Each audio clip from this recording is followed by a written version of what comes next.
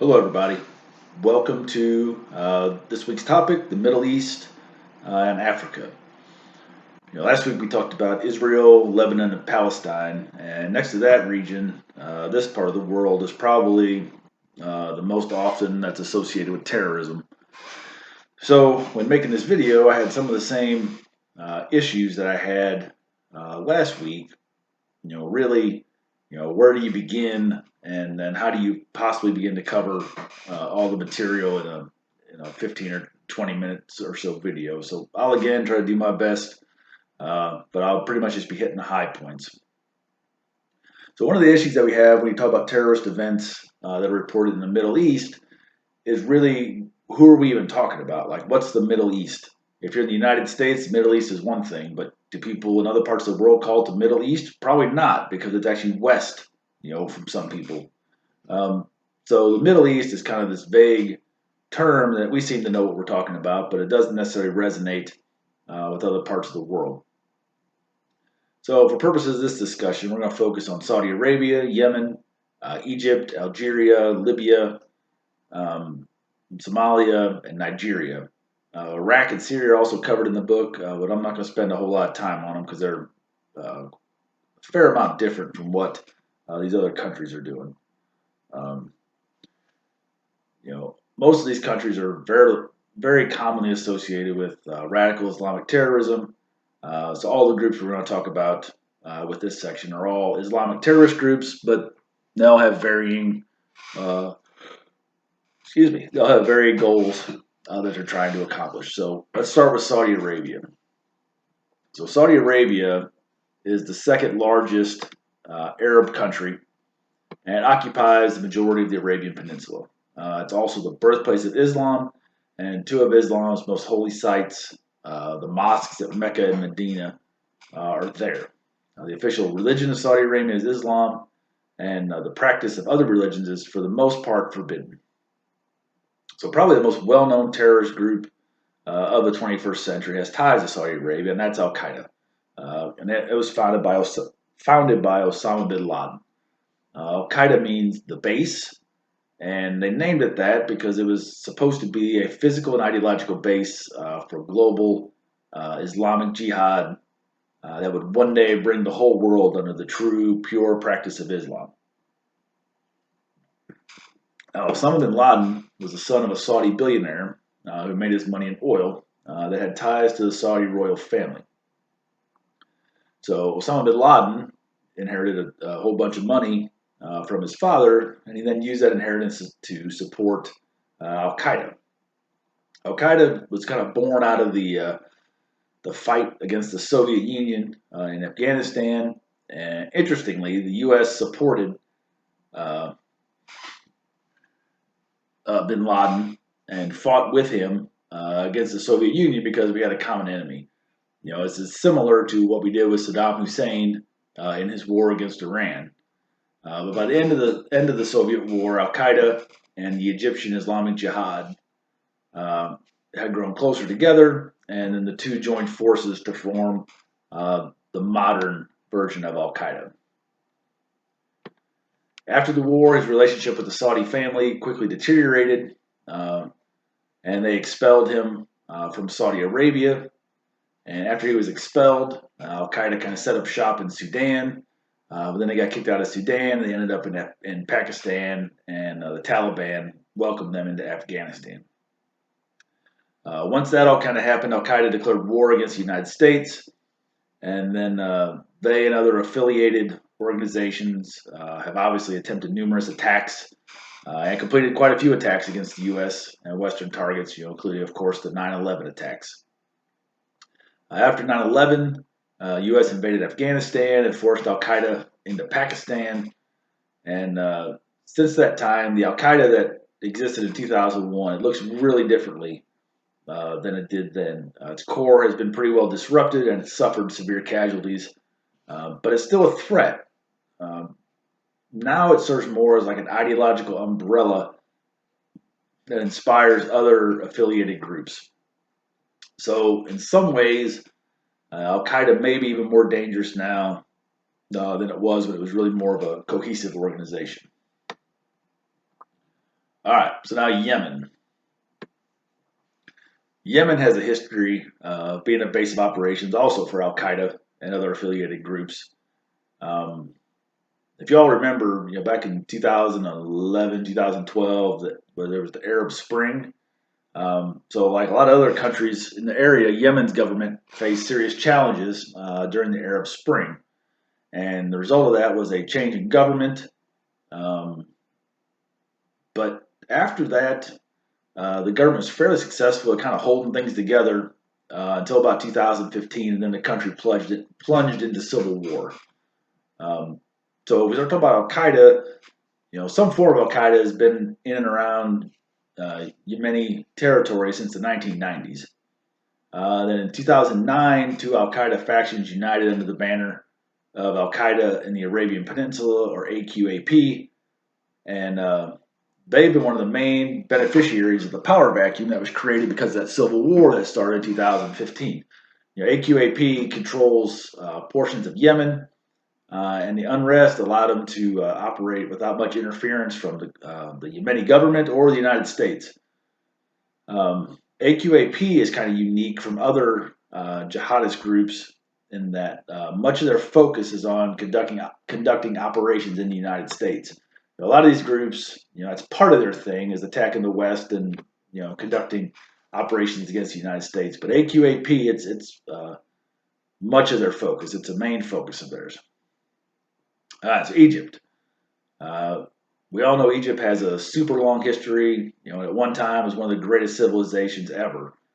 But since the days of those Egyptian dynasties, Egypt's been conquered, it's been ruled by various other countries until it gained its independence in 1952. And then since about that time, there's been terrorist groups operating uh, in Egypt. Three of the more important ones are the Muslim Brotherhood. See if I can pronounce this right. Jamaat al-Islamiyah, we'll call it IG, and Egyptian Islamic Jihad, EIJ. In addition to these groups, there are concerns about guns and other aids smuggled out of Egypt that is in support of Hamas and other groups. So first, talk about the Muslim Brotherhood.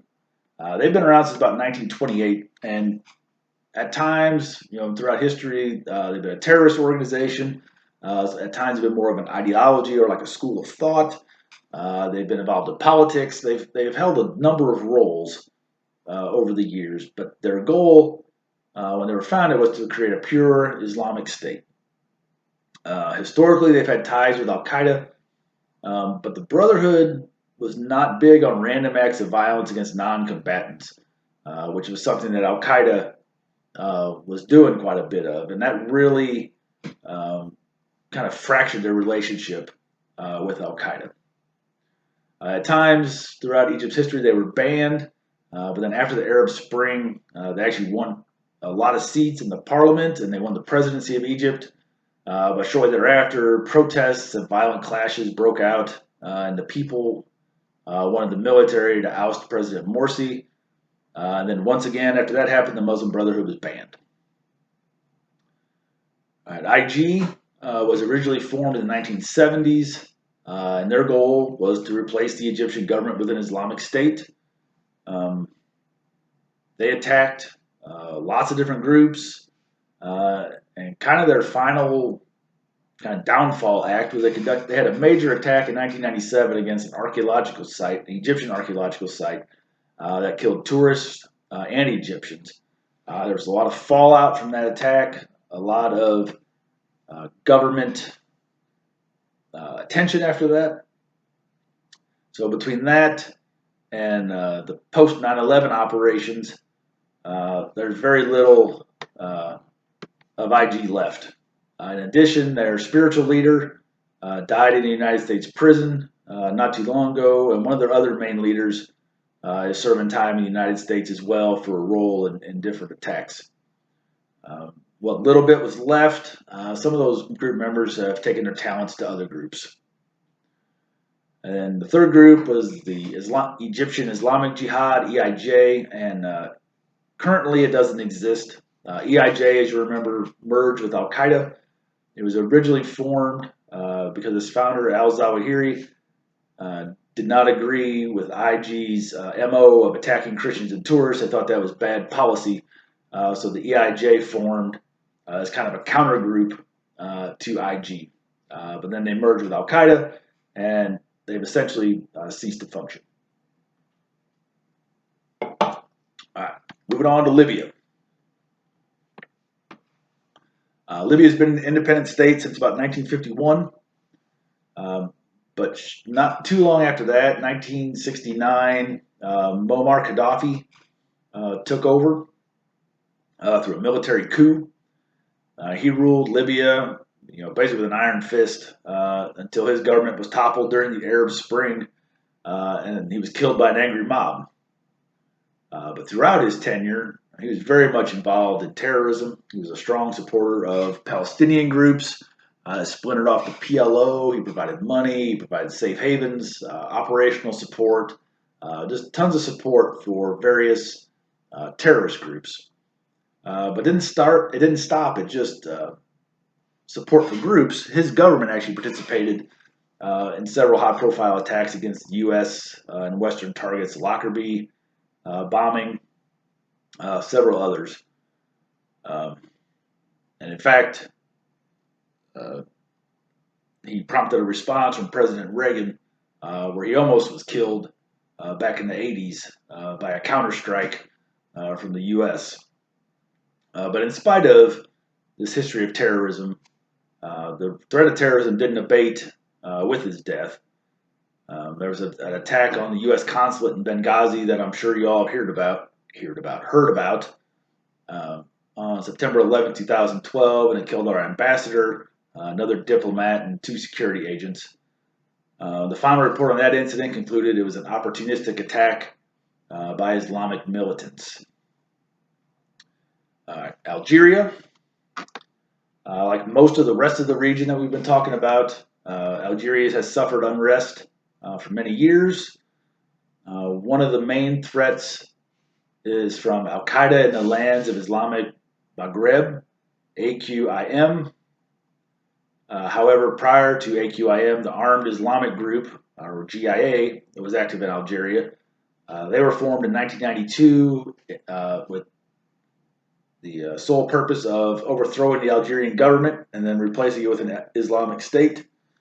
As you can see, there seems to be a common theme among a lot of these groups. A lot of it is overthrow the government of the country where we're in and replace it with an Islamic State. It's pretty standard fare for most of these groups in this region. They attacked a wide variety of people and announced a campaign to kill foreigners. But because they did so indiscriminately, they lost a ton of support from other Islamists abroad. So they were kind of viewed as being kind of crazy. People thought it was a bad policy to be indiscriminate like they were. AQIM was formed in 1998 as an offshoot of GIA. It merged with Al Qaeda in 2006. It uses tactics such as suicide bombing. It does quite a bit of kidnapping, extortions for fundraising, political motives. Their numbers have been reduced dramatically. They were about 30,000 around the time they were founded. Now they're down to about 1,000. But that hasn't stopped them. They're continuing to try to increase their influence in the region. And then we're following along in the book. We come to Iraq and Syria. Because this video is getting long, and also because Iraq and Syria are kind of different situations from the other countries we've talked about in this unit. So I'm not going to spend any time on them here. But please do read those sections because they are important to the discussions. They are important to this region of the world. So moving on to Iran. Iran is interesting because it's not an Arab country. It's actually Persian, and it dates back to the Persian Empire. From back around the time of Thermopylae in the 300. I'm sure you all know that story. Well, that was Iran, but at the time known as Persian. So even though it's Persian, it's still Islamic though. Iran has a long history of supporting terrorism. They're very well known for their support of Hezbollah, who we talked about last week. But they also support Hamas, Palestinian Islamic Jihad, and other terrorist groups. And also, as I'm sure most of you know, Iran has been the focus of the world uh, for the last couple of years because of their pursuit of nuclear capabilities and their support of terrorist organizations. All right, so the two final groups we want to talk about are Al-Shabaab in Somalia. Al-Shabaab is an Al-Qaeda affiliate that emerged from the militant wing of the Council of Islamic Courts, which actually defeated the Somali government. They're mostly concerned with Somali interests, but because they're affiliated with Al Qaeda, they have targeted Westerners, and they also may have ties to AQAP and AQIM. And then Boko Haram in Nigeria. Uh, Boko Haram's goal was to establish an Islamic State in Nigeria. But the interesting thing about Boko Haram is they're much more cult-like. They have a messianic leader. So it's not a typical kind of Islamist militant group. It's much more kind of religious cult than it is Islamist militants. But they affiliated with Al Qaeda. But then in 2014, they kidnapped 200 girls from a school in northern Nigeria. I'm sure a lot of you have heard about that. And Al Qaeda even was like, "Whoa, that's way too much, guys. We don't condone that kind of thing."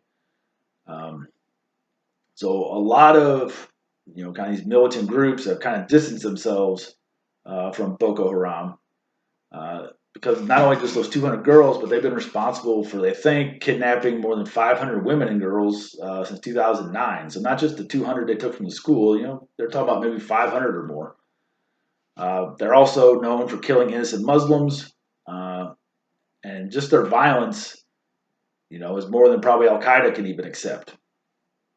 They did find some of the girls kidnapped by Boko Haram. Some of them released, but many of them have not ever been heard from. They suspect some of them are dead.